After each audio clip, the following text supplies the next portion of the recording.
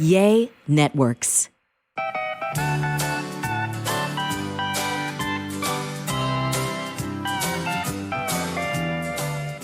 Welcome to A Sandwich and Some Lovin' podcast. I am the newly coiffed Kelly Raspberry Evans, along with my husband, A-Train. Hello, Madelyn. A train in the house. I can't throw you off. No. Not even with that little bit of a different introduction. You cannot. Thank you, everybody, for joining. Man, so much has changed since we last met for a podcast. We took last week off. With you? We had a lot going on. Please forgive us for not having a hot, fresh episode last week. But this week, it's piping hot.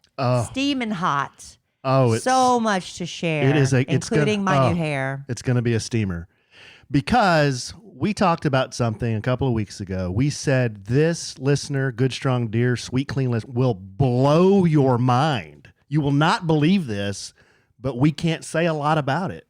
Well, we can say everything about it. We're going to say everything about it. The ink is dried. Yes.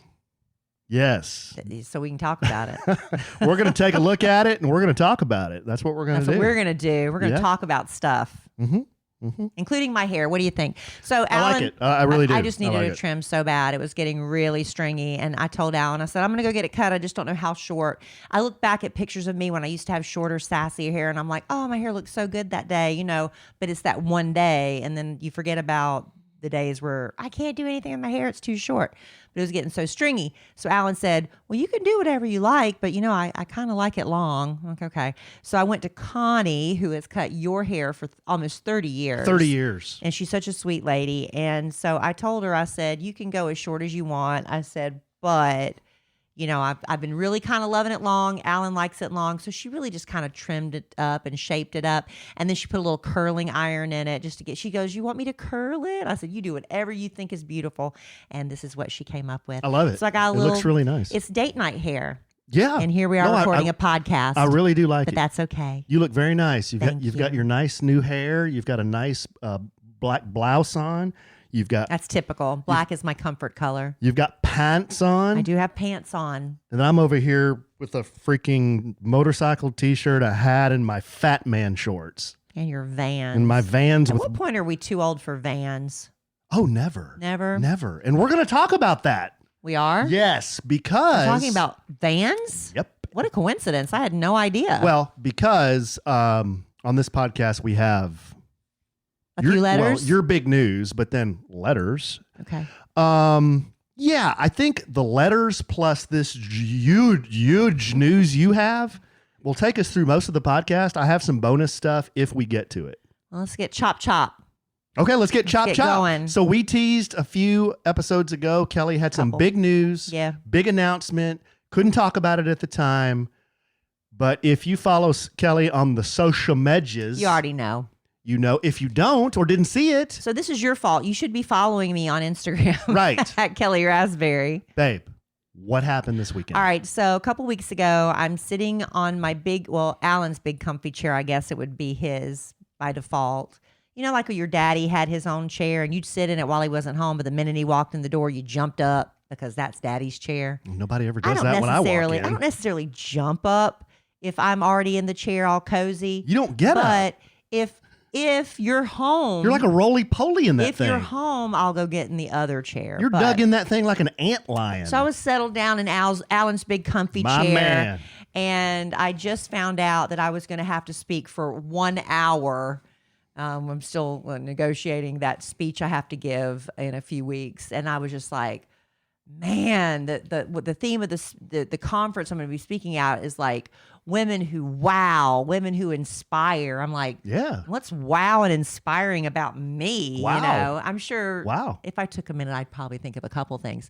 Well, literally no sooner than I had gotten off that phone call where I almost swallowed my tongue, literally. And I said, how long do you want me to speak? They said an hour. I went, very professional. Mm-hmm. Alan what did walks you do? in. Okay.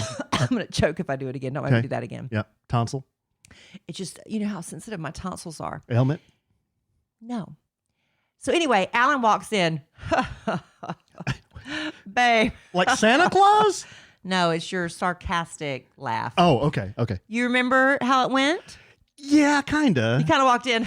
Oh, Kelly. Babe. I've got something to ask you about. I already know the answer is going to be no, but I told him I'd ask anyway. True story. I don't know that I can. Okay, true story. True story. I didn't come in like Santa. Not gonna lie. I didn't come in like Santa, No, but you okay. came in. You know how you do. You know how you do, Alan. Okay, whatever. All right. You'll hear it. And when the next time he does it on the podcast, I will point it out. Okay. I'll tell it. You came in. Oh, you want me to tell it? Well, I'd like you to be involved at some point in the podcast. Okay. Because I take over No, it's a okay lot. because I do the letters. No, it's fine. I came in and I had an opportunity for Kelly. Yeah, I don't want to spill the beans. It's your news. All right. So Alan says, I know you're going to say no. Yeah. He said, do you remember a couple years ago, maybe when I took the boys out and I worked with, this Sea-Doo campaign, right? Yeah. It was yeah. Sea-Doo, and it's where it was like We went to a lake on Father's Day, Cedar Creek Lake, and me and the boys and one of Cole's buddies, and you too. Yeah, I came and joined you. Yeah, we I went had to work, so I came out after. We went out there with Sea-Doo, hashtag ad. And well, not now, but then it was a hashtag ad. Then it was an ad. Yeah. And we we had fun on this new boat that they were launching. It was like a pontoon boat. But a fast one. Yeah, it was awesome. It was fun. It was a lot of fun. So and you filmed it, and you were did all this social media. A lot of you Right. saw him on social media. I don't know where you can find it now. Medja. Is It's on Sea-Doo's YouTube channel. Sea-Doo Yeah. YouTube channel. Yeah. So Sea-Doo is owned by a company Called Bombardier. And how's the Can-Am umbrella? That's a big company that Bombardier makes like jets. Yeah. Like private jets, but they also own a bunch of other companies. One of them is Sea-Doo. Another one is called Can-Am. Okay. So Alan, because of that connection, Alan comes in and says, Ryker, the three-wheel vehicle, it's like a three-wheel motorcycle, with the two in the front and the one in the back. They are looking for a new female brand ambassador. And because they remember working with Alan and they met me, and the guy that is in charge of this whole division lives right up the street, thought of me and wondered if I would be interested in becoming the brand ambassador for Ryker's three-wheeler. And he said, I already told him you'd say no. I said, well, maybe. And he about swallowed his tongue at that moment. He's like, really? I said, well, yeah. I said, maybe. I said, a woman of my age and starting a new hobby of three-wheeling, that's a wow. Remember? That's a wow. And I literally just talked to those women about, women who wow, women who inspire. What's more inspiring than taking on a new adventure than being the brand ambassador? Well, one of three brand ambassadors, but the only female for Can-Am Ryker. I said, well, let's at least talk to the guy about it. So we set up a lunch meeting with Jonathan, who was very lovely, who paid for our lunch. It was very nice. And no, I didn't order cocktails. I was trying to keep it professional. But, he was very casual and laid back about it and said, they're looking to kind of just do kind of a clean campaign, right? Social media campaign, and thought I'd be a good match for three-wheel vehicles, the Ryker Can-Am. And I was like, okay. I said, let's try it. But the only thing is, okay, so one of the other two brand ambassadors is Colton Underwood. Remember The Bachelor that later came out as gay, and he's like married and he's living his best life. He's one of the ambassadors. I'm sorry, I can't remember the name of the other one, but I'm the only female. Anyway, so I had to, as part of becoming a brand ambassador, thank you very much, I had to go take a motorcycle safety course and a certification course, which I did this weekend. You did that this weekend, yeah. Yep. So I had to take a 5-hour e-course online about, watching all these motorcycle safety videos and, just different learning about parts of a bike. And she only asked me one time for help. I was like, just one time. I was like, I said, this could be like several possibilities here. It was like a multiple choice. I'm like, I can see where 2 or 3 could be the right answer. And Alan said, well, I'll be honest. I kind of asked for Alan's help on that one. Just that one. Out of a 5-hour course, you only asked for help one time. So if I'm going to lose my certification for cheating and you just busted me. Well, I just told you what I thought the answer was. And you were right. You had to answer yourself. You were right. So anyway, I did the e-course. And then I was supposed to go Saturday and Sunday morning from 8 a.m. till noon for the writing stuff. So I get up they want us to be there 20 minutes early. So I get up really early. By the way, there were a few tears shed during that e-course because you could they divided up into sections. So it was like 15 and 25 minute video sections, and then you were quizzed. There was no way to fast forward. It's just like if you've ever had to do if you got a ticket and tried to do the safety school thing, you can't fast forward. Why would you want to fast forward? Because you think, oh, I got this. This is a no-brainer. But unlike with driving school, like when you get a ticket where you have to sit there the entire time and you can't walk away, thankfully with this one, you could do an hour, walk away, stretch your legs, take a nap, whatever, and come back to it. So I did it over like 3 days. Yeah. It was not hard. It was not horrible. But if you didn't have to necessarily get 100% every time, but you had to get at least 75%. And if you missed one too many, you had to do that section over again. And it wasn't a layup. No. This was a challenging course, right? And I had to redo two sections twice. And the second time I was so tired. It had been a long day. I started crying.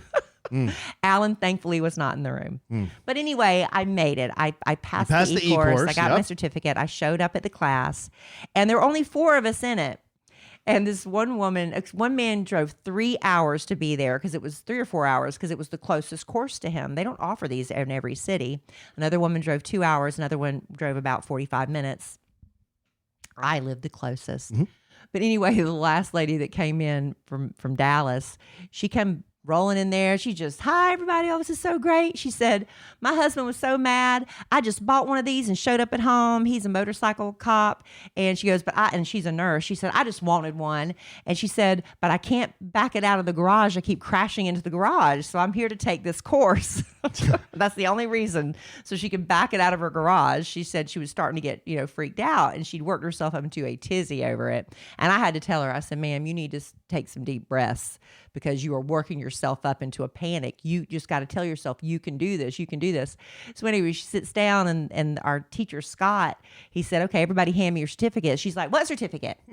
He said, from the e-course you took. She said, what e-course? Oh. So she never read. Let me tell you, she was not taking this very seriously. She just wanted to literally learn how to back up. So anyway, she's like, what e-course? He said, well, you have to have the you have to complete this course in order to pass this class. If you pass this class, because you have to do all the skills test in order to be able to get your license. She said, well, I'll just take it right now on my phone. It's 5 hours. It's 5 hours, ma'am.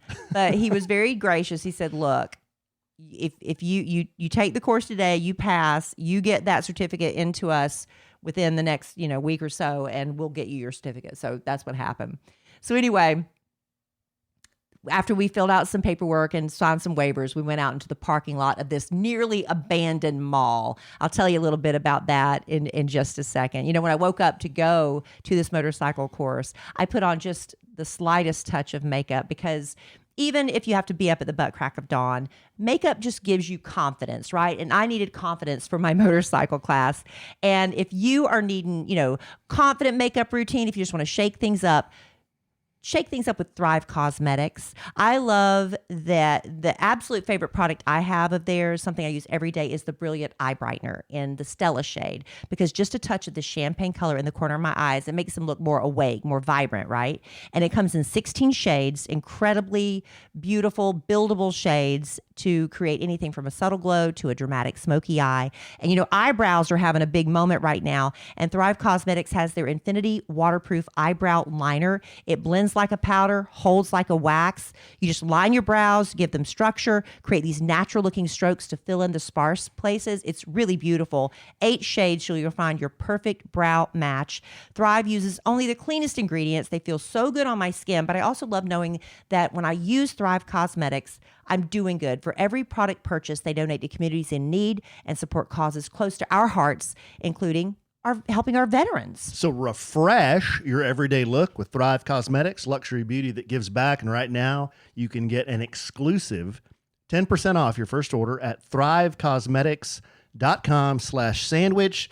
That's Thrive Cosmetics, CAUSEMETICS.com/sandwich. for 10% off your first order. You are going to love Legacy Box. You know, becoming a parent changes how you look at memories. While we're savoring and saving every moment with our kids, suddenly you start to realize a lot of important memories from our childhood. They're trapped on VHS tapes, camcorder tapes, photo albums, crammed into boxes labeled "Do Not Throw Away" and shoved into an attic. Those are at risk of being destroyed by heat, moisture, disaster, time. And once they're gone, they're gone. That's why you need Legacy Box now. They're the world's largest digitizer of home movies and photos. And the process is so simple. They send you a Legacy Box and you fill it up with old VHS tapes, pictures, film reels, slides, DVDs, whatever you've got. Their team in Tennessee carefully digitizes it all by hand. They send you back the originals plus digital files on the cloud or a thumb drive. Ordering a Legacy Box is one of the best things I've done for my family, because now instead of just telling my kids about that crazy vacation I took to the mountains when I was a kid, I get to show them and relive it with them. And right now, during Legacy Box's Father's Day sale, you can save big while preserving your family's history. Visit legacybox.com/sandwich to get started today. That's legacybox.com/sandwich. It's the little things that make a big difference in how I feel. Now, for me right now, it's about stretching. I didn't realize how stiff I was until I started doing it. I love when I can stretch a little further than before. It makes me feel refreshed when I'm done. And you know, a little makeup refresh can make all the difference too with Thrive Cosmetics, my go-to clean makeup routine year-round. Now, of course, their brilliant eye brightener and Stella champagne is always in my makeup bag. Actually, I need to reorder more. I'm almost out. But it comes in 32 shades, and the Shenna Mint Green Shimmer looks really fun for summer. Their Empower Matte Precision Lipstick Crayon, it's really amazing. It gives you a beautiful color that lasts without feeling dry. They have 18 buildable shades, and I love the Dusty Rose Kaisa color. I think that's how you pronounce it. But the best part, for every product you buy, Thrive donates products and funds to help communities thrive. So far, they've given over $150 million in products and cash to over 600 giving partners. This is beauty with purpose. Amplify your summer look with Thrive Cosmetics. Go to thrivecosmetics.com/sandwich for an exclusive 20% off your first order. That's Thrive Cosmetics, CAUSEMETICS.com/sandwich. All right, so I show up at this nearly abandoned mall. If you're familiar with the Dallas-Fort Worth area, there used to be a mall when I moved here in the mid-90s called Vista Ridge Mall. You remember Vista Ridge Mall? Yeah. It was happening. And fun fact, a long time ago, I had a girlfriend who went to North Texas, and she lived around in Denton, which is far from that mall. Straight up 35, yeah. There was a pet store in that mall. Mm-hmm. We would always go to pet store. Like, they don't have pet stores anymore. Yeah, we go to this they kinda pet do, store sorta. and just look at the animals. Well, it used to be a happening mall. It used to be a happening now place, it's yeah. kind of abandoned for the most part. It's still open. There's like a Dillard's clearance center, which actually I'm going to go back for a Monday with Mama because we love a good bargain. But anyway, it's mostly abandoned. And they have a little storefront for this. It's called, I want to give them a shout out, Lone Star Bikers. Anyway, our instructor Scott, he took us out into the parking lot, and like I said, there were 4 of us in this 3WV class, three-wheel vehicle class, and then over on the other parking lot there was the motorcycle class, the two-wheeler class, the two-wheel guys, and there were like 40 of them. There were gals. a lot of people. I saw out. gals over there too. Yeah. So there were 3 women in my 3WV class, and one gentleman who was just really a great guy named Rick. Anyway, so we just basically started off just getting familiar with the bike, just giving us, learning the throttle and and the thing about 3WVs is you don't have to worry about gear shifts and clutches and all that stuff. It's automatic, right? Automatic, simple, but it's still about learning how to. I think the problem a lot of people have is they just gun it and they're like, oh, and they take off and they panic, Right. So he had us, it's sort of like I was explaining, like when my daddy taught me how to drive a stick shift. He would make me put it in first and stop. Put it in first, go and stop. And we did that, to the point where it became boring. And that's what Scott said. He said, you're going to, some things you're going to be like, okay, I got it. Let's move on. Let's speed up. And he said, I kind of want you to have that feeling. Right. because he wanted us to build our confidence and want to go faster and, do more things. Now, before this, though, how long were you inside the mall in the classroom before you came out? Not even 20, 30 minutes. So he didn't do a lot of talking. He just said, hey, this is what we're going to do. And then you went outside? Yeah, it was about signing waivers and stuff. And just he wanted to gauge our level of confidence. And, he had us there was a thing on the board. From a scale of 1 to 10, what is your commitment to safety? How do you feel you are already as a safe driver? Okay. Things like that. Okay, so you did some drills. So anyway, I'm out there and we're just learning to, kind of go and stop, taking it kind of easy. And then out of the corner of my eye, I see my paparazzi. I'm like, oh, they follow me everywhere. How did the paparazzi find me at 8:30 a.m. in an abandoned mall parking lot? Please describe. That he was kind of a shady character and a baseball cap. A shady character. And shorts and Van checkered slip-on shoes. It was my husband, Alan. Yes. And he's with his long lens. Thank you. Camera. I appreciate that. Thank you. Over in the trying to be inconspicuous over in the I wasn't cheese. trying to be inconspicuous at all. I kind of went over to my instructor, Scott. I said, that's my husband.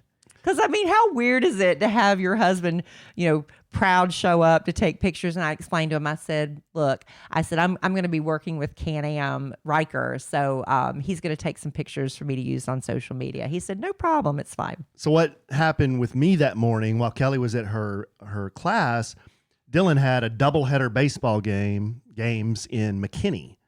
So they were early in the morning. So I ran him up there, got him with his team, and then ran all the way over from McKinney to Louisville, which is, it's not super far, maybe 30 minutes, 25 minutes.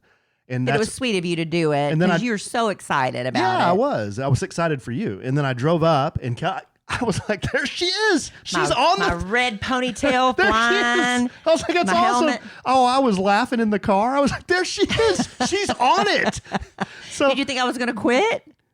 No. Part of you? I didn't think you were going to quit, but part of it's kind of a surreal, thing. You never expected to see it. Yeah, I drive up and I'm like, there she is. She's on the three-wheeler. Now, when Alan got there, we were at the very beginning stages, and they also put a key in the Can-Am, so you can't go above, I think, 28 miles an hour. So, because they don't want us being renegades and taking off, so it wouldn't go beyond 28 miles an hour. But let me tell you something: 28 miles per hour is pretty good clip. Yeah, if you've never been on one, it feels pretty quick, right? So we did a lot of it first. It was just safety drills, like learning how to take a sharp turn, learning how to what he made us do, which was really kind of exciting, and I was very proud of myself at how well I did. Honestly, he would have us gun it. And you had to reach, I think he said at least 18 miles per hour, which, again, that doesn't sound like a lot, but you have to reach it in a short distance. And some people didn't. One girl, the last lady, she had to do it over and over again because she just couldn't get up to 18 miles an hour. But me, I gunned it as hard as I could. Really? And so by the time I got to where I was supposed to be, I was about 25 miles per hour. Wow. And then he wanted us to slam on the brakes because he wanted us to be able, if you're in a neighborhood and, typically in a neighborhood, what is it, 20, 25 miles per hour? And what if a ball bounces out in the street in front of you? What's usually chasing that ball? A kid. And so you got to be able to stop on a dime. Well, as quickly as you can. As quickly as you can, yeah. Because it's impossible to stop dead in your tracks like that. So that's what we were doing. So panic stops. Panic stops over and over and over again. And that was really fun. And the three-wheel vehicle has ABS, right? Yes, anti-lock. You can't lock system. the brakes up. Yeah, I learned that. Yeah. But so we did that. We did a lot of, maneuvering in and around cones and, left turns, right turns. So it's just a lot of, skills. And we learned how to drive over. He's teaching us about driving over obstacles, like how you stand up a little bit in your seat. So that's how you get bucked off. It's kinetic energy, I think he said, and it's got to go somewhere. But if you're standing up, your legs kind of act like springs. But if you're sitting with your butt on it, it'll literally throw you off your bike. Right. I'm not so much on a three-wheeler as much as a two-wheeler, I guess. But so anyway, that happened to me once in my. I'm not trying to hijack your story, but when I went to I'm doing a lot of talking. Remember when I went to that off-road class a long time ago? We did the same thing, do obstacles, and that's when I wrecked. Yeah. That's the only time I've wrecked, I was practicing the obstacle, That thing bucked me off. Yeah. Remember, and I was on the ground so fast I didn't even know what happened. That's the thing. It happens. Yeah. You know, you can't believe how fast things can change, right? Yeah. So anyway, our instructor, because there was only 4 of us, it was a smaller class. He said, "Look, we were supposed to. It was hot. It was starting to get hot. You know, we did have some shade trees, but he said, look, we can either cram this all in," because he was able to work faster because there was fewer of us that he was having to work with, and we were all catching on pretty quickly, except for one student I won't mention, but she ended up passing. Anyway, he said, if we can stay a little longer, I'll get you done by 2:00 instead of noon, and you won't have to come back on Sunday. We're all like, that's a yes, great deal. We'll do that. Great deal. So by 2:00, I passed. I did everything I needed to do. I reached the speeds I needed to reach. I stopped like I was supposed to stop. How cool is swerved, that? and I'd like to think I was the best one in the class. How cool is that? I'd like to think it.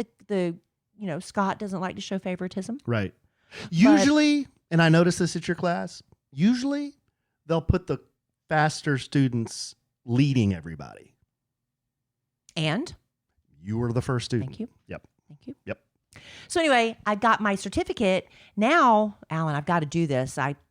We've had such a crazy week. It's only Tuesday we're recording this, but I've got to get online with the DMV and schedule an appointment because I've got to take my little certificate up there, and I'm going to take my driver's license, and they're going to do whatever they have to do, put that little mark on it that says I am street legal. Yes. To go on-roading because this is Can-Am on-road. That's right. That's what I'm doing. So I'm very, very excited. So wow, right? Am I a woman who wows? That's a woman who wows, yeah. And when I talked about this on the Kid Craddock Morning Show, nationally syndicated, I already had this lovely woman call in and said, "Kelly, I met you a while back when we had the slingshot." Okay. And she said, another 3-wheeled vehicle. Yeah, but that's a competitor. A competitor, right. And I apologize. I don't know if I'm allowed. Yeah, it's fine. It's not like they don't exist. We don't have the slingshot anymore. No. But anyway, she said, I met you then. And she said, we have a riding club. And she said, we'd love to have you join us. And they ride down to, she said Houston. I was like, ooh, I don't know if I'm ready for Houston. You going to ride down to Houston? She said, we just had it in March. So I have until next March. Okay. I don't know if I'm going to do that or not. Yeah. But, you know. I'm not being like, Well, yes, you're going to do it, or no, you're not going to do it. You're acting kind of, you're about to do that. like Santa? It's not Santa. It's smirky. It's smirky? Smirky. Oh my gosh. Anyway, there you have it. Wow. I am now, look. Wow. I have not had a hobby in my entire life other than watching reality TV. Not really a hobby. I like to do a crossword puzzle, Wordle, a Sudoku, Wordle. Are those hobbies? Crossword puzzles? I'll do a jigsaw puzzle from time to time. Jigsaw puzzles? Which could be a hobby if I did it, on repeat. But now, as a seasoned woman of 57 years, I'm finally getting hobbies. You are, babe. That's crazy, right? I'm pretty tickled about this. I'm learning. I would have gone. Tuesdays has become, for 2 Tuesdays, Alan and I have been going out to the golf course, but we had some stuff come up today. We couldn't. But I'm trying to really do well with that. And our sons are now like making bets with me about going out to the driving range and who can hit the ball farthest. Dylan thinks he can hit it further than you. So and he bet you a cheeseburger? We bet a quarter pounder. A quarter pounder. With cheese on it, whoever hits farther. Okay. Because I love a McDonald's cheeseburger now. So I bet him, but he likes the quarter pounder with cheese. I said, I'll bet you. So we're going to have a little driving competition on the golf range. So I've got golf, 3-wheeling. The possibilities are endless, Alan. You're doing really great with the golf. You really are. I'm not just saying that. She I was really a little is. frustrated our last lesson. Well, and I told Kelly, as you get better, you expect more of yourself. So then you get more frustrated. That's the maddening part of golf. But anyway. But when you instruct me. Yeah, she's doing. But I can't have you instruct me every swing. I've got to get to the point where I do it without you having to instruct every little thing. She's doing great with the golf. But back to the Can-Am. I'm not going to lie. When I was first presented with this to ask Kelly about, I told Jonathan, well, I don't think I laughed like Santa Claus, but it's not Santa. I said, Santa's ho, ho, ho. I said, Jonathan, I'll be happy to ask her, but I think the answer is not only be no, but no. Not that you would say that to him, but you would say that to me. Hell no. Right. So I said, he goes, oh, that's fine. He said, if you're willing to ask her. And I said, yeah, sure, I'll ask her. But I was very, very skeptical that any of this would happen. Number two, once it did happen, it's a strange feeling because I rode the 3-wheel vehicles. I ride motorcycles now, and I never worry about myself. But when your wife says she wants to ride, it was a strange feeling. It's you like, were nervous for me? Yes, extremely. Because I want to say there was anxiety. My chest was getting the anxiety. Is it because you lack confidence in me, or you're scared for my safety because of others, and because you want to be my protector, or because you don't believe I can do it? It's not because I don't believe you can do it. I have had a lot I'm giving you a chance to be romantic. Well, I want to make sure you're okay. That's the bottom. That's the bottom line. I'm swooning. Well, we're talking about motorcycles. I'm not trying to be romantic. I'm just saying. You can be romantic with a motorcycle. How? Oh my God, Fonzie! Hello. Anyway, the king of romance. It's kind of, I don't know. Sitcoms. This whole thing still gives me a little bit of anxiety, just because I've had plenty of opportunity to witness a lot of knuckleheads on the road, and there's knuckleheads on the road. But you learned in your class, right? Always keep your head up. Always ride defensively, right? You learned all this. Always wear your safety equipment. Right? You learned all this. Yes. And you have to watch for things that you think may happen, even if they don't happen. Yeah, you have to that was the e-course. They would make you they'd give you a still shot of an intersection. They're like, okay, you'd have to look at it really quickly, and they'd ask you questions like, what is the possibility of a hazard? And it's like, okay, I have to remember there was a guy that was about to probably turn left. You have to assume he's going to turn left in front of me. If I have to escape, is it safe for me to pull off on his shoulder? Things like that. You have to kind of be thinking, and you think it's impossible, but I think a lot of things do come instinctively after a while. You just have to get used to looking for those things, right? So I'm not as anxious as I was before the class, but I'm also not going to take off on an iron butt competition with Allen either. No. Because our instructor, what he suggested to the woman who was having issues backing out of her garage, she's like, I got to go she's going to Memphis, was it? She was going with a bike group to Memphis in a month, and she can't even back it out of her garage, Yeah. And he was like, what he would suggest to her, which is what I'm going to do, is you just take your 3-wheel vehicle and you go to a store a mile down the road to the convenience store, get you a soft drink, go home. Do that for about a week. Just do that simple route. Mm-hmm. Then you go a little further out, 2 or 3 miles, and you just get comfortable in those roads around your home. And then eventually I'll take it out, maybe on not necessarily on the highway or the tollway, but the side streets. Maybe, like when you drove me up to Prosper, we took the side streets all the way up, and that would be a nice little adventure. Just real quick, and we're going to do this. Yeah. I was driving back from lunch today. Kelly and I had lunch with a couple of Kelly's coworkers today. I'm driving up Preston Road. There's a Mercedes in front of me. For those of you who don't know Dallas, we apologize, but it's a major road. Major road. There's a guy in a white Mercedes SUV in the right lane. I'm in the center lane. So Holmes just starts to come over. I'm like about where his rear wheel is. Holmes starts to come over in my lane. Doesn't see you. You're in his blind spot. Well, no. No? I was trying to accelerate to get out of the guy's blind spot. Well, you were in his blind spot, though. Well, no. I was coming up the road. I wasn't riding in his blind spot. That's a no-no. So I'm coming up the road, and I'm trying to get out of it, so I keep going. I want to go past him. But Homeboy decides to come over. Well, I look over at Homeboy. He's got 2 hands off the steering wheel, and he's messing with his phone. So the car just veers over in my lane. So he wasn't trying to switch lanes. He was veering. No, he was looking at his phone. He could have killed you. Well, yeah. So I honked him, and I'm like, I just look at him, and he just waves at me. And I'm like, oops. Yeah. I'm like, dude, I don't understand. But that's when I say the anxiety, it's not you. I know you're going to do all the right things, but there's a lot of the other. Yeah. There's a lot of things to think about. Now, it's going to be great. It's going to be fun. It's going to be wonderful. But when one of your loved ones decides to do this, it's different than when I decide to do it. Am I one of your loved ones? Well, yeah. Thank you, honey. Yeah. Alan and I are not just excited about my new career as a influencer. Wow. What am I? A brand ambassador. Done. We're also, we've been telling you a little bit about trying to grow our Sandwich and Some Lovin' YouTube page. There's so many exciting possibilities with that. And speaking of exciting possibilities, have you checked out Pair Eyewear's endless options for stylish glasses?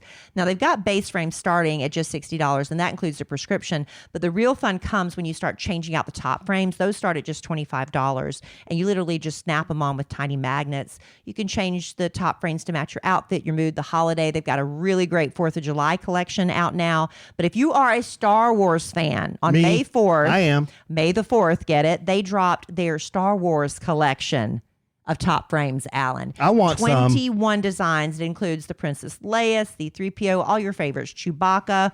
There's a Rebels versus Empire top frame, a Darth Vader. Nope, I want the Mandalorian. Mandalorian, they got it.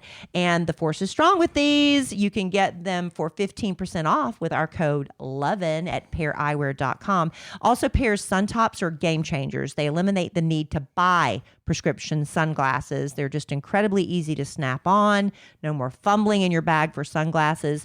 And Pair Eyewear is for the entire family. They've got kids frames too, all budget friendly, no compromising on style or quality, and they come with free standard shipping and a flexible 30-day return policy. One pair, infinite possibilities. Go to paireyewear.com and use code LOVIN for 15% off your first pair. And support our show by mentioning that A Sandwich and Some Lovin' sent you in your post-checkout survey. That's Pair, P-A-I-R, eyewear.com, code LOVIN. I don't think I've ever talked about it on this podcast before, but one day I was walking past the windows going upstairs and I noticed this greasy cooking smell. You know what I mean? It turns out it was our blinds. Something about the sun was breaking them down over the years. And who knows how long they were there before we bought our house. We needed new blinds bad, and that's what led me to 3-Day Blinds. I absolutely loved how easy they made the whole process. They send a professionally trained design consultant to your home. It's a free, no obligation, same-day quote. And they've got thousands of options to fit any budget and style. It's not just blinds. They've got shades, shutters, drapery too. 3-Day Blinds even has those motorized smart blinds that work with Alexa. Those are so cool. They take all the measurements. They handle the installation too.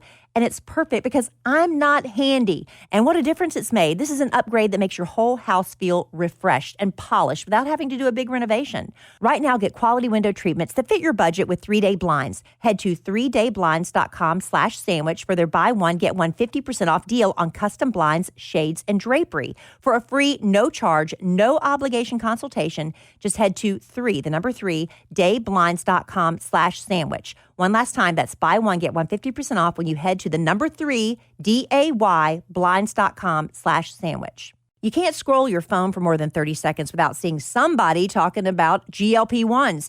Maybe you've been close to trying them, but you're not a needle person, or maybe you're looking for a natural alternative. Well, let me introduce you to our podcast sponsor, Veracity. Their Metabolism Ignite, it's a natural plant-based GLP-1 alternative that is doctor recommended and clinically proven to help reduce hunger. Just 2 capsules with breakfast every morning. It's all you need.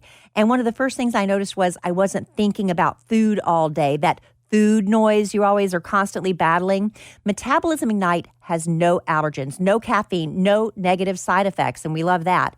It's shown to reduce hunger by 85% and clinically proven to help lose an average of 9 pounds in 90 days. We really love that. Look, this stuff is sold out 10 times for a reason. So before it sells out again, make the switch to GLP-1s the natural way. Head to veracityhealth.co and use sandwich for up to 65% off your order. Once again, that's VERACITY health.co for up to 65% off. Make sure you use our promo code SANDWICH so they know we sent you.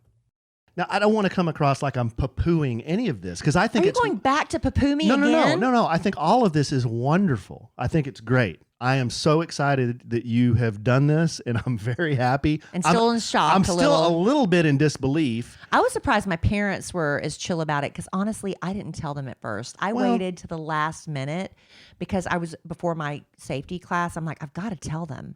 I've got to tell them before I announce it on the radio. I've got to tell them before I announce it on the podcast. I've got to tell them. But I was hesitant because I was afraid they were going to be like, you can't do that. But they were really excited and proud. Yeah. I was really happy. My daddy used to drive a Harley, so it's an accomplishment. Yeah. It really is, baby. It's your hobby now. It's going to be a skill you get better at. Yes. You'll ride to the store and ride to Starbucks. What are you poo-pooing? I'm not. I don't want to make it sound like I'm like, oh, I'm so anxious that you're doing this and I don't want you to do it. No, I want you to do it. I am very happy that you're doing it.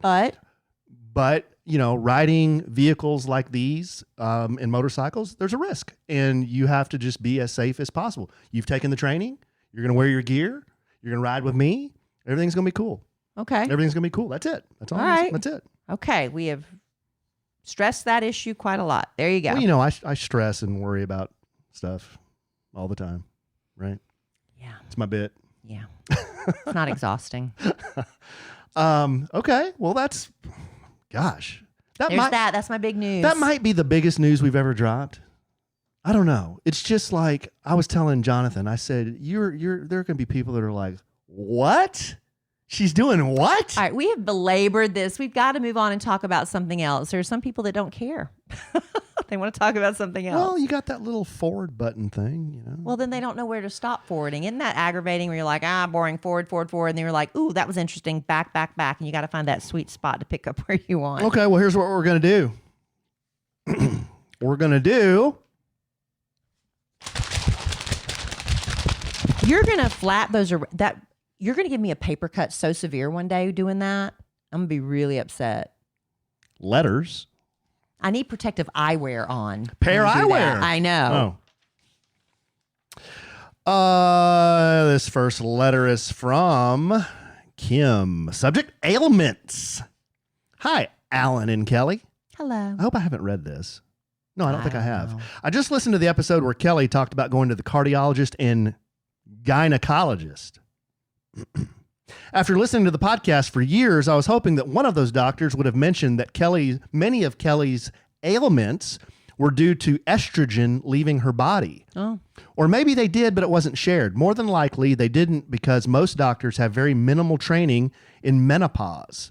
Previously, during the Go Red for Women episode, I was hoping that would be mentioned too. When Kelly mentioned things like, I don't know what's going on and I'm falling apart in the last episode, I had to reach out. It's menopause.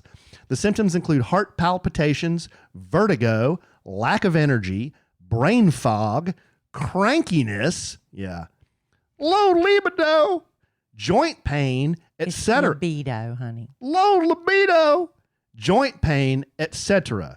Many things beyond hot flashes. I highly recommend following Dr. Mary Claire Haver. She just posted about heart palpitations the other day. She was on Mel Robbins' podcast recently, and that's a good episode. Also, Let's Talk Menopause on YouTube and podcast Hello Menopause. That's a good one. Hello Menopause. So sexy. With Stacey London from What Not to Wear. Oh, I remember her. Hello Was Menopause. his name Clint? Was his name Clint? All of these platforms have changed my menopause life by educating me on how my body, every organ system is different without estrogen, and sharing tips and tricks for how to thrive and improve my longevity. The Menopause Brain is also a great book. If you've got this far, thanks for reading and best of luck. Love the show. Never miss an episode. Aw, thank Kim. you. Kim, that's very sweet. And I want you to give me that. That's the most menopause resources you'll ever need. That's a lot. That's awesome. That's a lot. That's helpful. You know, I did the pellet therapy, and my OBGYN, my former OBGYN was not happy with me for that because there's a lot, there's an old school way of dealing with things and the new way. And he was very upset by my high levels of estrogen from the pellets. He said they were at breast cancer levels. And then I was just listening to a podcast talking about that, and they were saying that that's been debunked, that those high levels of estrogen aren't what's giving you breast cancer levels. So I was thinking, well, maybe I do need to go back on some sort of hormonal therapy. I don't know if it's necessarily going to be pellet therapy. I really don't want to do that if I don't have to, because I feel like I've gone through the worst part of menopause, which is the hot flashes for me. But I think there's a lot of other things that I'm probably not aware of. My girlfriend told me today she had to go to the hospital because her Diana, remember Diana? Really? I don't want to be putting her business out there too Well, you much. just I don't did. think I wasn't going to say her name until you made me. Well, you you didn't have twisted to. my You arm. didn't have to. You could have made up a name. You could have said Leia. Well, I don't lie. Oh. But anyway, we were talking about some things, and she was telling me how her shoulder was just killing her. I was like, you might have frozen shoulder, which I discovered is a part of menopause, Alan. It's called frozen shoulder. Look, see, this is what I deal with. See, a man who thinks this is all just, it's another one of your ailments. I didn't say that. I've see never said that. The only thing his face was lacking was menopause, frozen shoulder. Never made a That's joke. what was missing. Never made a joke about menopause. Use your face. Menopause. Your face. You're- when I said frozen shoulder, you were you looked like it was fake. You were positioning me in a poor light with the listener, and That's the truth. Listener, you can see for yourself. Well, listener, it's not if you the look truth. at our YouTube channel. I haven't made fun of y'all bicker too much. That's I'm not not going to bickering. listen to this podcast anymore. That wasn't Stop bickering. bickering. That wasn't bickering. Alan, you stop. Kelly can bicker all she wants. You stop. Anyway, there are a lot of, and I do need to look into. I would like to do more holistic approaches, I think. This next letter is from Marvis, my man, Marvis. Subject, yo, A-Train. That's you. I'll just sit this one out. Well, it's a very short letter. My letters tend to be very short. Have you ever purchased Oliver Cabell? He's referring to shoes. Are they comfortable, and do they hold up if you've ever purchased them? Are they better than Vans? Marvis, great question. Years ago, I did a photo shoot for Oliver Cabell. What a coincidence. What a coincidence that Marvis would ask about such a specific brand. I don't know if Marvis even knows that. What a specific brand question Marvis asked. This almost sounds like a joint effort. I modeled some shoes for Oliver, size 12. Modeled some shoes for Oliver Cabell. But they were like nice shoes, like not dress shoes, but sneakers, but like white but not sneakers. like Vans. But not like Vans. So Marvis, in my experience, we're doing apples to oranges here. Oliver Cabell makes great shoes, in my opinion, but I'm a Vans guy. Give me the Vans every time. There you go. But- Hashtag definitely won't be working for Oliver Cabell again. Yeah. Well, this was like 3 or 4 years ago. Oh, yeah, you're done. No, but You're toast with Oliver. I wear Vans every day, but He really does. 'Cause He's you could more just- of a Van head. I'm more of a Van guy. Why don't you become a brand ambassador for Van? Well, Vans. I wouldn't mind that, but they certainly haven't called me. You need to hashtag them more. Yeah. This next letter is from. Put my cheaters on here. This next letter is from Jessica. Hey, Kelly and Allen. Subject, Hey. Kelly is me born 24 years sooner. Hey, Kelly and Allen. I just listened to episode 527, and Kelly was talking about team sports and hating being embarrassed in OMG. I have never resonated so much. I, too, am a serial quitter. My parents tried to get me into sports when I was young, and I'd always quit. I want to cry just hearing that. Oh, man. It makes me ugh, And it was sad. and it was always because I wasn't perfect at them. I only like to do things that I'm good at. I remember being pretty decent at basketball, so in middle school, I joined the team. And at one of our first practices, the coach blew the whistle on me for traveling, and I quit on the spot. That resonates with me. You don't pretty even good. know. I like that. It's firstborn syndrome. You feel Is like, it? well, I'm firstborn, and I don't think I've ever done that. But hey, everybody's different. But you did a lot of solo sports. You did golf. You didn't do a lot of team sports, did you? Basketball? Did you? Yeah.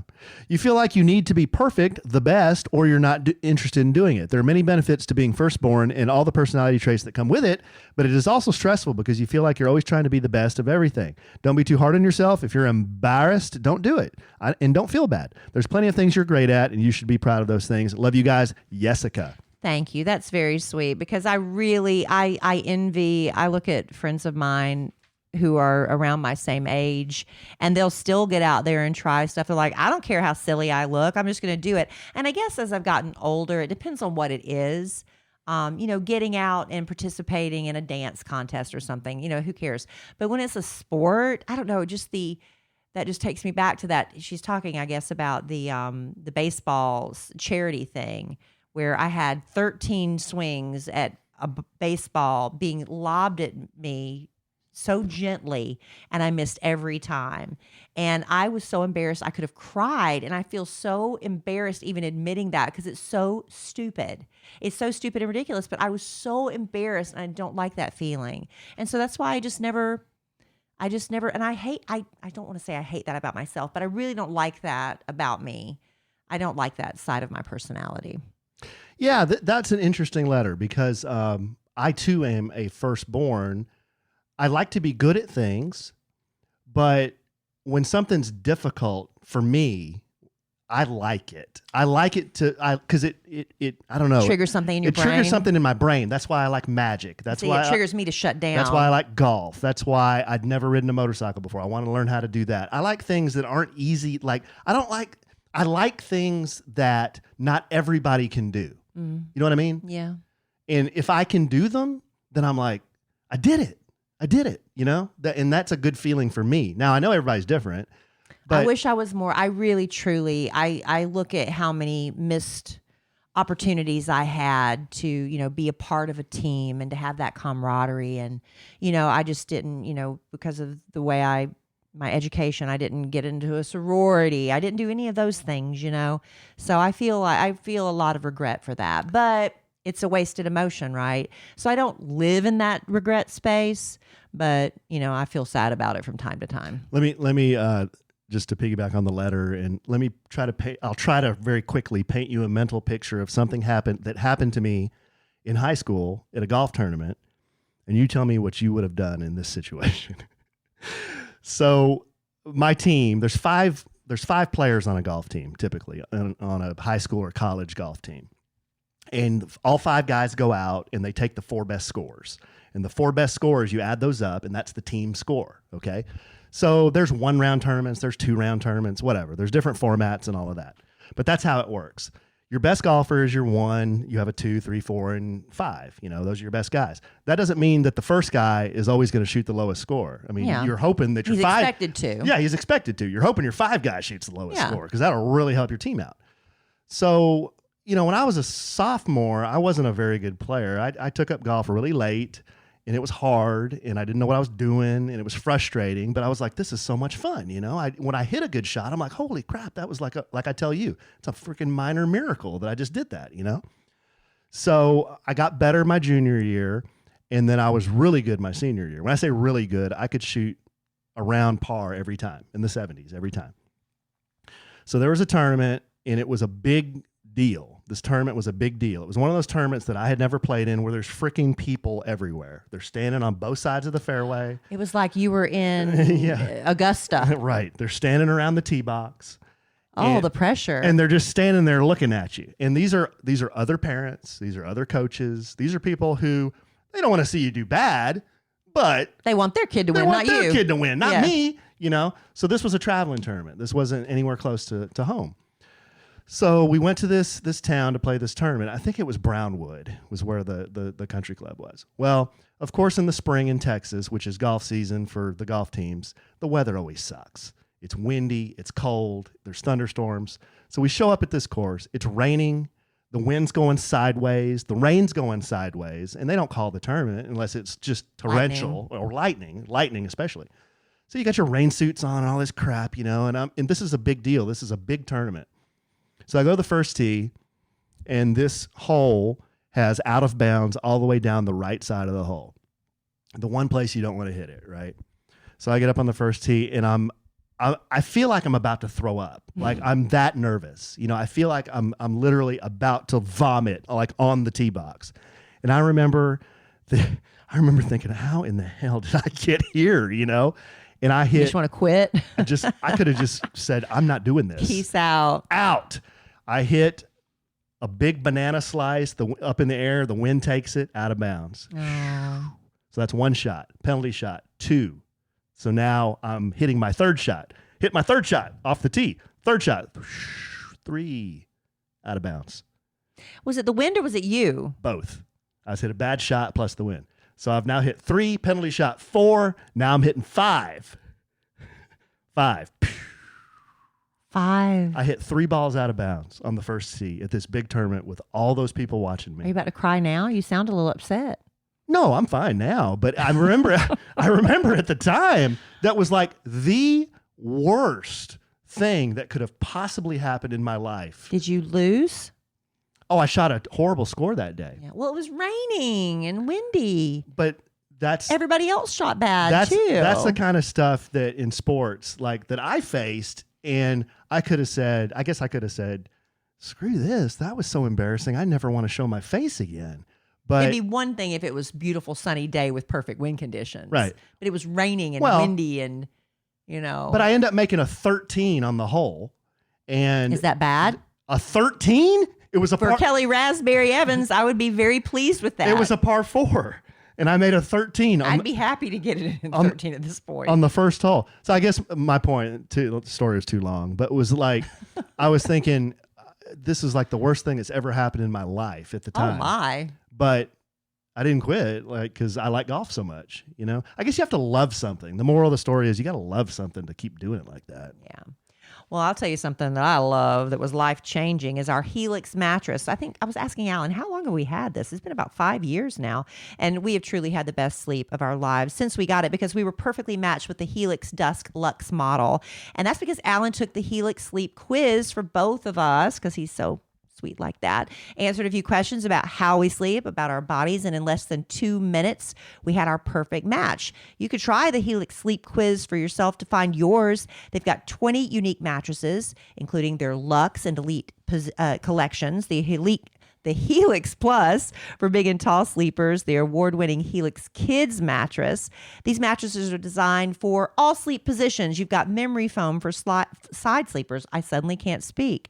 They've got responsive foam for back and stomach sleepers, cooling features to keep you comfortable all night. Their hybrid design combines steel coils with premium foam. It's the perfect mix for support and comfort. And when you find your perfect match, that personalized mattress is shipped straight to your door, comes with a 100-night trial, a 10 to 15-year warranty, depending on the one you choose. So if you're ready for the best sleep of your life, take the Helix Sleep Quiz today and find your perfect mattress. You will not regret it. Helix is offering up to 30% off all mattress orders. Yeah, 30% off. And 2 free pillows for our listeners. All you got to do is go to helixsleep.com/sandwich. That's helixsleep.com/sandwich. This is their best offer yet, and it won't last long. With Helix, better sleep starts now. Okay, 2 more. We're going to bring it home for Jerome. We got 2 more things. Okay.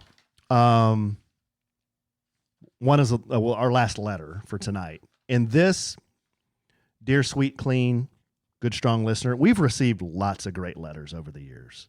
Lots of them. One of the best was my man in Montana, Luke. No, I'm Luke. He's Han. Luke. No, he's Han. I'm Luke. Han sent me a letter of how whipped he was with me. Yeah, he was a fan of mine. He was a fan of yours. Yes, he thought did you talk too much? He just let me talk. Right. He was so whipped by me and my bit. I love him. Oh, and he told his wife how annoying I was, and he sent me a letter. And you know how upset he had to be to actually take time to write I know. a letter. I know. And so he told me about me, and then I emailed him back. Bowed up. I bowed back up and told him about him. And then we kind of were just kind of made up over the email. And then we started to correspond. And when are we going to Montana? And then we became kind of buddies. I know. Aren't we supposed to go? So now we're buddies. I want to go. But I turned him. Are you going to turn another one, or am I going to be in this position? Well, that was a great letter that he sent, was my point. But I got a letter not long ago, and this pops up in my email, and it's from Joshua.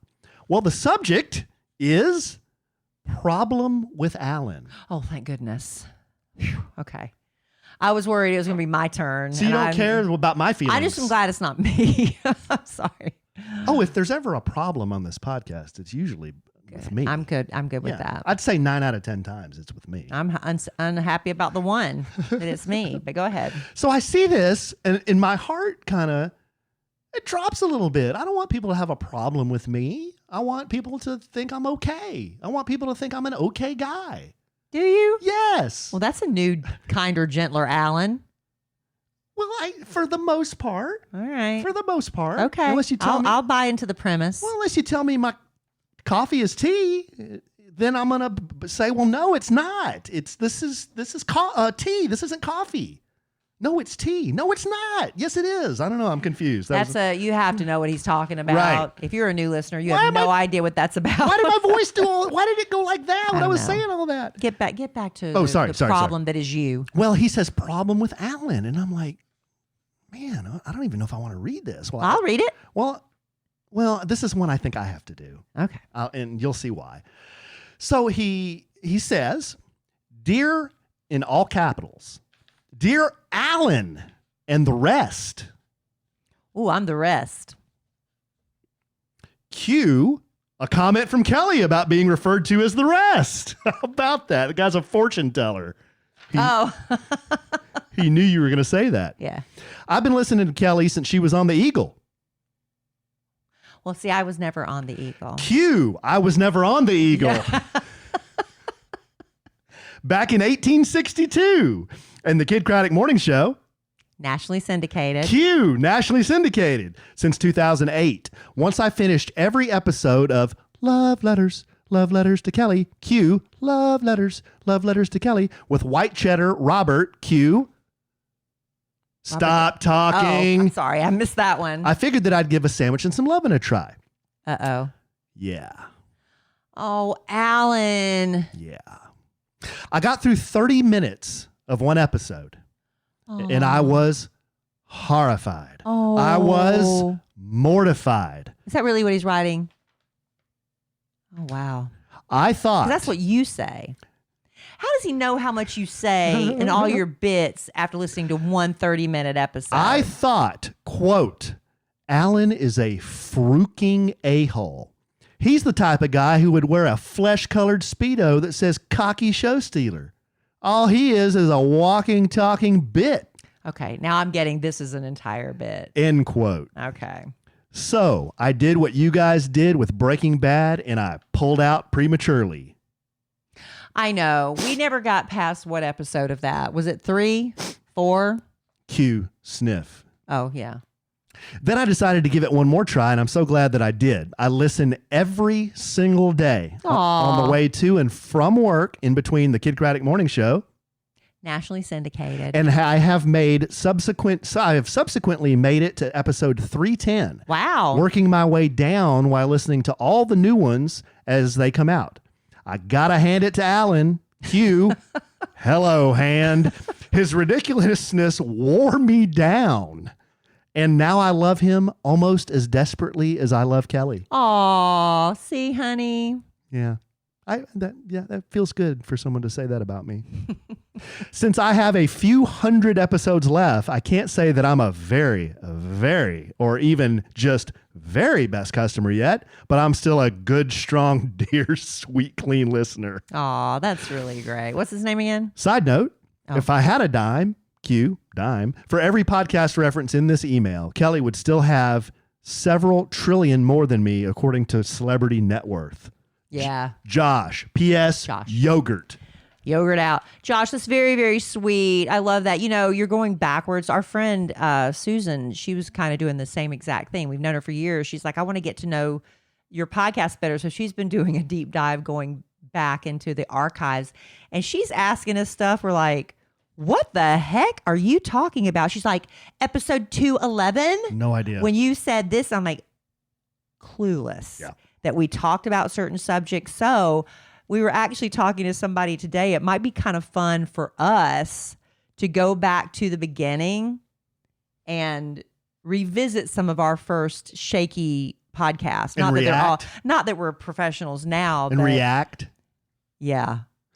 Yeah, that might be kind of fun to do, would be right? Fun. No, we should do that. But Josh, that's very sweet. Thank you. So I messaged Josh back. I emailed Josh back because I love this letter so much. I was rolling. You gonna frame it? Well, I was laughing in Starbucks reading this thing like out loud. People were looking at me like, "What are you doing?" But you're like podcast host, right? Podcast host, right, and producer.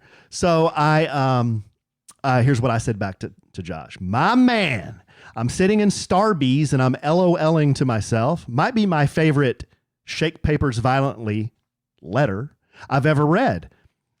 Oh yay, so it has been written. Let it be done. On this day in the year of 2024, This 26th day of April, one good strong Joshua Cross, aka Good Strong JC, has been bestowed very best customer status. Oh, so that's the date he wrote it. Yes.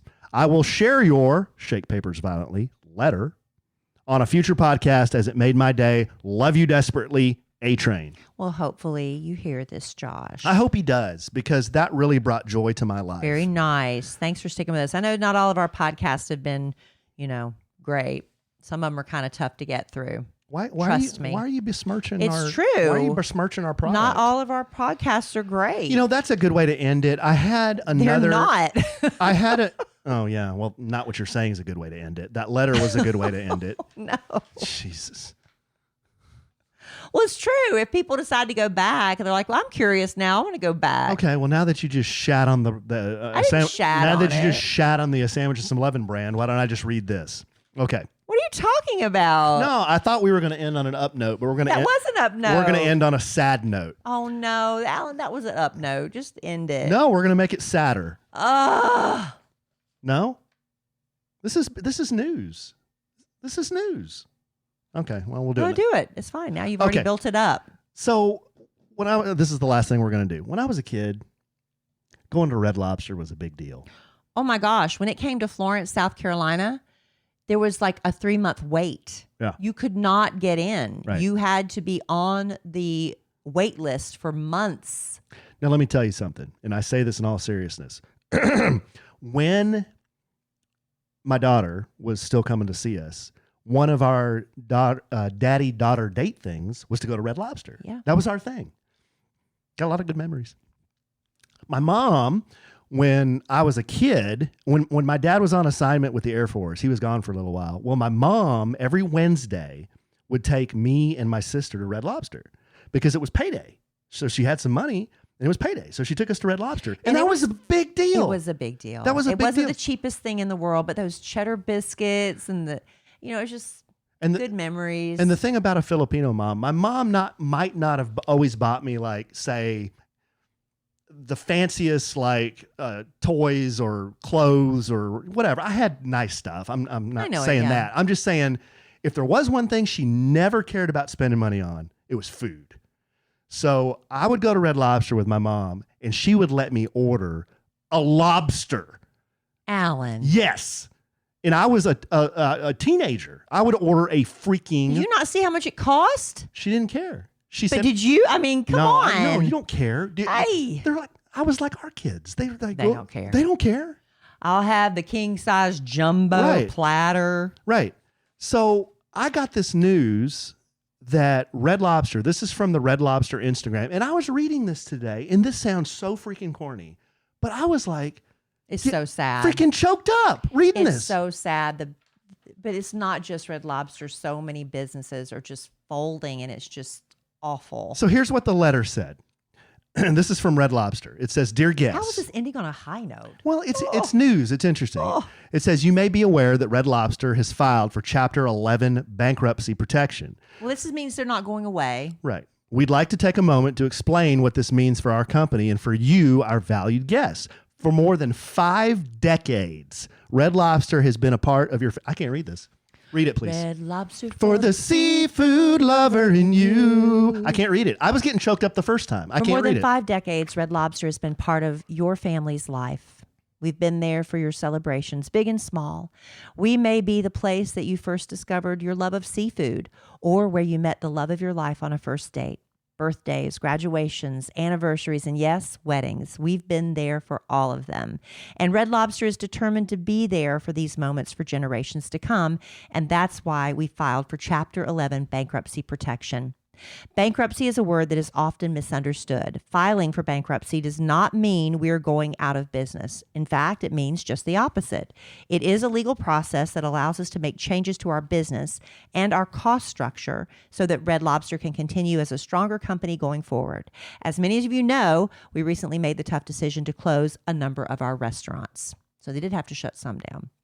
The truth is, some of the world's most beloved brands like Delta and Hertz have used this same process to protect their futures, and their customers stood with them and rooted them on. And because of that, they emerged stronger. Together, we have a lot worth rooting for. We've made delicious, high-quality seafood accessible for generations. Many of you tried lobster for the first time at our restaurant. We've brought you Lobster Fest and Crab Fest over the years. And of course, no meal is complete without Cheddar Bay biscuits. We are here and ready to continue making memories with you. Join us, dine with us, root for us. Oh, that gets me. Together, we can write a new chapter. I don't know why this hits me in the feels so bad. Because it is. It's weird. This is so weird that I feel like this. Because it is memories. It was a special restaurant, a special place. When I first met your children, now my children, where did we go? We went to Red Lobster. I forgot about that. Alan, we don't talk about this. It's not my proudest moment. But we went to the pool at Alan's apartment, his compartment, we called it. The kids called it compartment. And we're in the pool, and Alan was making me adult lemonades. And Alan overserved me. I guess it was just, it was a hot day. You know, when you're drinking something sweet and you don't taste the alcohol. Kelly Raspberry got a little overserved. And it was like, we're hungry. And the kids, of course, want to go to Red Lobster. And I sit down. I am buzzed out of my mind trying to keep it together in front of these children who I don't want them to run home and tell their mother, Daddy's girlfriend's a drunk. It was so bad. And I'm ordering the deep fried Captain's, was it the Captain's Feast? Oh, it was like it was the Admiral's Feast. I ordered the deep fried. It was the biggest thing they have. Feast, and I'm just trying to shove greasy food in my belly to soak up the Was that when you went to the apartment and you went, or was that another time? No, that was a different time. Oh, yeah. The kids were not Sorry, involved. that was a different time. But I was like, whoa. And we have pictures of me with the kids, and I'm like, so bad. Thank you, Red Lobster, for that memory. Yeah. But yeah, so I'm hoping, honestly, our last few experiences of Red Lobster have been rough.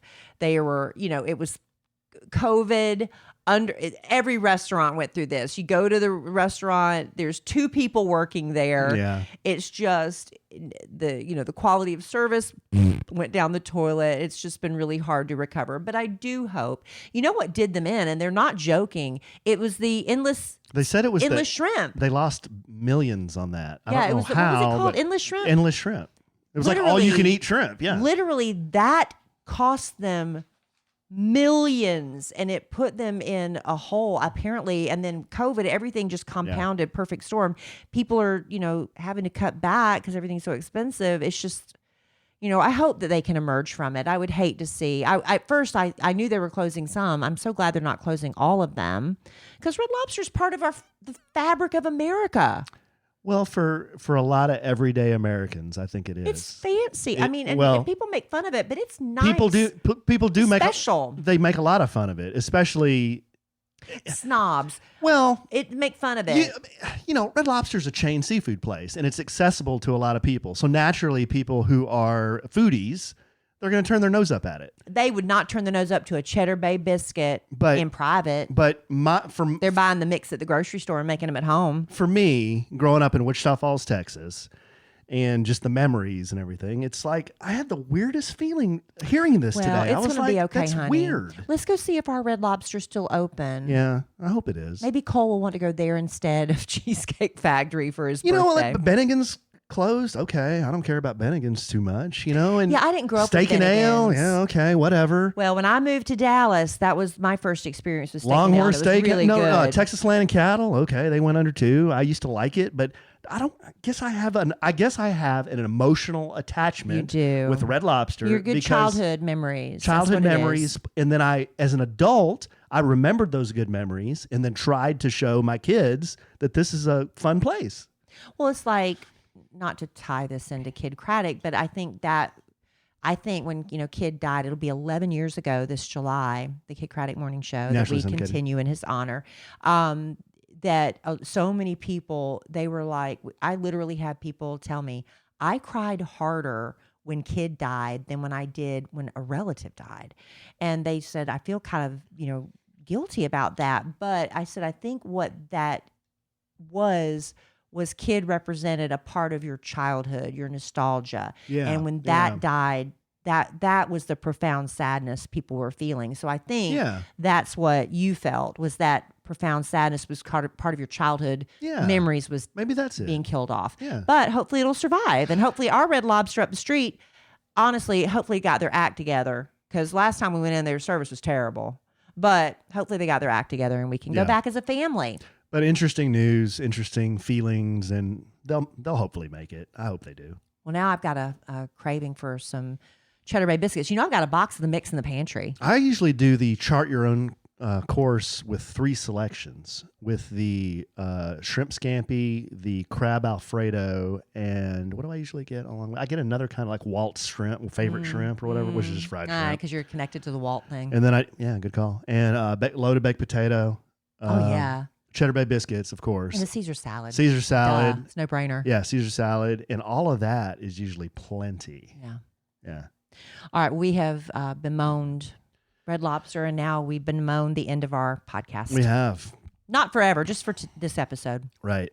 Well, this was good, babe. A lot of good. Been a lot longer than we planned. A lot of good information. Sorry to our new podcast advisor. We went way long. Yeah. We're recording this on May 21st. Tomorrow is May 22nd. So happy birthday to my son, Cole. Cole Evans will be 16 tomorrow.